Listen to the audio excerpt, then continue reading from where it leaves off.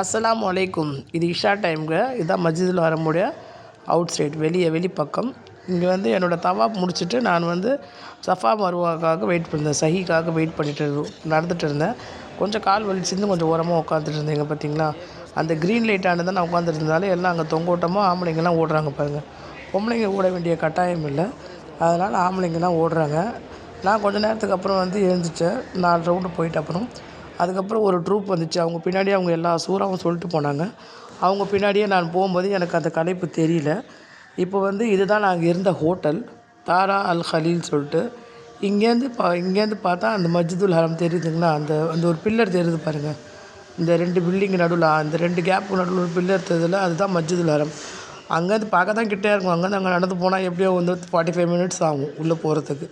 இதுதான் அந்த clock tower இவ்வளோ பக்கத்தில் தெரியுது. அங்கேயும் நடந்து போனால் அதே டிஸ்டன்ஸ் தான் ஆகும், இன்ஷா அல்லாஹ்.